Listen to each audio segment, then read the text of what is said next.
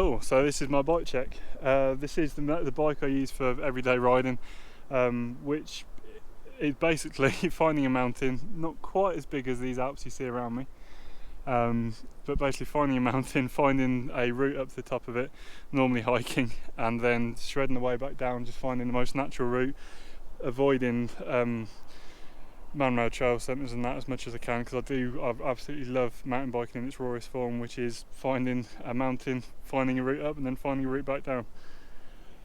So this is the bike I use for that, which is a 2019 Giant Trans. It's built up from the frame set option, so there's nothing on it at all, not even no rear shock, no forks, no nothing. Modifications over standard Giant Trans, there are quite a few bits I've changed just to give it a little bit more, make it a little bit more suited to more aggressive riding and hike a bike up and down mountains, and particularly for this race, the Megavalanche. To give you a bit of a background, the Megavalanche is the longest downhill race on earth. It's 20 kilometers long and drops, I think, 8,500 feet, starting at the summit of Peak Blanc, which is 10,500 feet tall on the top of a glacier. So it's not your average mountain bike race. So yeah, modifications over the standard Giant Trans. The rear end is running the same amount of travel, 140mm as the stock models. The forks, however, are running 10mm more travel, which doesn't sound like a lot, but it ups it to 160mm, which is a lot more suited to aggressive enduro and all mountain riding. It just slackens the head angle off a little bit and just makes it that bit more planted for the downhill runs. Brakes are running 4-piston brakes front and rear with 203mm rotor on the back front and 180mm on the back, to give me the maximum amount of power I can get for the budget I had when I was building the bike. So these are Shimano's most basic 4-piston brakes. There's Shimano Dior, but they've been absolutely outstanding. They didn't fade at all during the run, which is absolutely incredible. And yeah, no issues at all with the feel of them changing. They were absolutely spot on. Otherwise, so running a single ring chainring as the same as the normal Giant Trances. This has got a 32 tooth chainring on the front at the moment, which is fantastic for climbing, but when it comes to the downhill racing, I could have really done with a 34 or a 36 tooth chainring just to stop myself spinning out on the really fast open descents. I've got you can see down the bottom, an MRP bash guard, which is modified. Actually, I've cut up an old a fully enclosed chain guide system on there just to use the bash guard. That is very useful. It's had some massive chunks taken out of it from smashing over rock clips when trying to drop down the steepest stuff. It's also running an MRP upper guide, again just to keep that chain absolutely planted on there, even though it's got a narrow wide chainring, which is all the rage nowadays. Which is designed to keep the chain on through everything. That upper chain guide really does make a massive difference, and even with that setup I did drop the chain during the qualifier after I fell down a small cliff, but that was the only mechanical issue I had with this bike over the whole time, which was absolutely fantastic. Cassette running an 11 to 46 tooth, pretty standard for a 1x system. It just gives you a massive spread of gears for climbing back up the hills as well as smashing down them. Tyres on this, I'm running a 2.3 Maxxis Mini and DHF on the back, just for maximum cornering grip, to try and stop it slipping out on a loose off camber riding, and a 2.5 inch Maxxis Mini and DHF on the front, really fat and tacky rubber, just to give the maximum amount of grip possible down these trails, because it is insane how steep the Megavalanche is. The fatter tyre as well, 2.5 inch, makes a massive difference when it comes to arm pump, which is when from riding down the hills and smashing over rocks and literally thousands of braking bumps, your arms and your hands cramp up, which I used to struggle with a lot. So the fatter tyres make a big difference to that. The Shimano coating on the Fox Factory 34 forks again makes a massive difference. They perform incredibly well, even though they're not the full-on downhill fork. They absolutely smashed it. Although I would in future consider running a slightly longer travel fork for a race like this. The rear shock then is a DVO Topaz T3 Air, which runs this little piggyback oil reservoir here. That basically makes a massive difference in terms of the downhill capabilities of a bike like this. I can't I can't put into words really the difference it makes over standard, just a normal inline air can. The DVO shock, it's got all the features, same features that you get on the Foxes, in that it's got the climb, trail, descend modes through the switch here.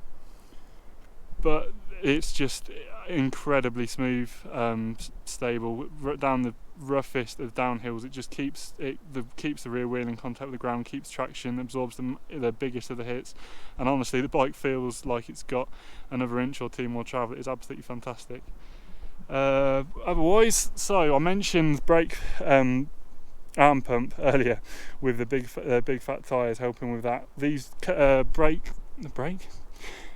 these grips are ESI extra chunky. I've tried literally every grip on the market to try and stop arm pump, but these ESI extra chunkies are absolutely incredible. They're a silicone grip, so similar sort of thing to a foam grip, but just that, a lot more grip when it comes to getting wet, and just a lot better at vibration damping than your traditional rubber compounds. It's the fattest width as well for my frankly massive hands.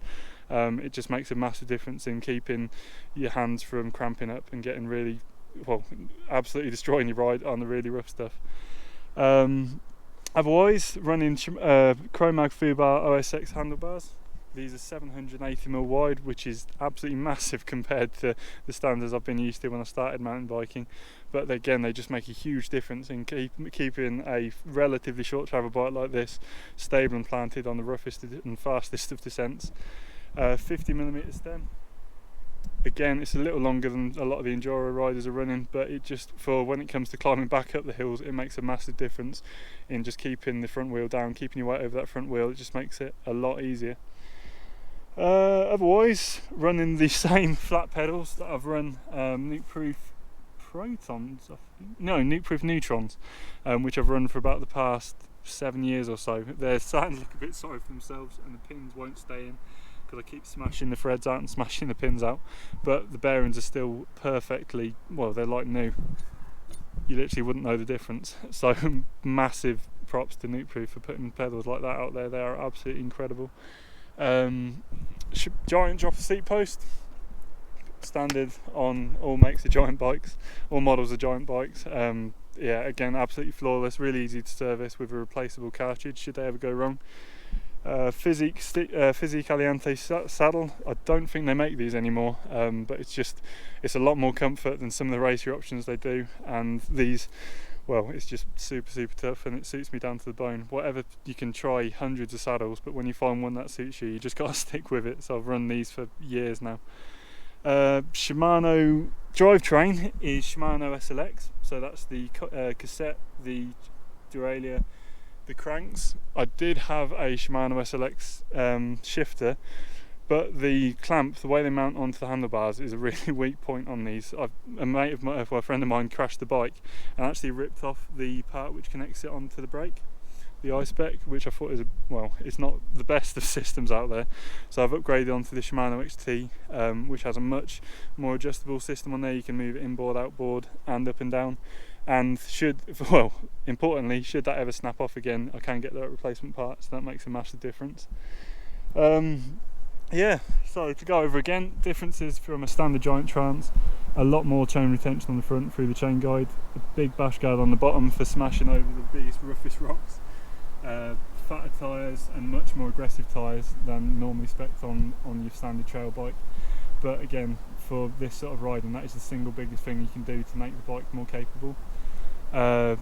Brakes, again, running a more powerful set of brakes than you'd generally find on a trail bike. These are more suited to an enduro or downhill bike. A big wide set of handlebars, though they're fairly standard now on most trail bikes as well. And then the wheels are the last thing. Running Hope Pro 2 Evo hubs, which are a few years old now, but they are absolutely perfect. I think I've only had to change the bearing once in about 5 years through my Hope wheel sets, and they're running on the Stan's No Tubes Flow rims, which are nice and wide, so they really give a solid platform for a big fat tyre like this. And again, they make tubeless an absolute breeze to set up. Tubeless on these tubeless on giant bikes is standard now throughout the whole range. When you start to get up into the proper mountain bike sort of spec, but again, it's something I can't recommend it highly enough. You do get some issues with it. I've had some issues during the during the practice sessions for this race where the back wheel started to lose a bit of pressure. That's due to the tape inside starting to get a bit mangled from changing the tyres a few times. But again, that's something that's simply fixable.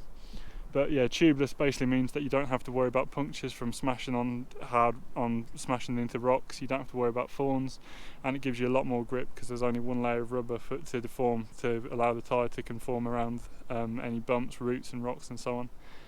So yeah, that is about it. So the answer is yes, and trail bike most definitely can work for the Megavalanche, and for honestly the trails that you ride in the Megavalanche, as you'll see in some of the videos, if you look in the link below you'll find some more of the videos for the Megavalanche. The trails are full on downhill bike territory, so this really is incredibly capable.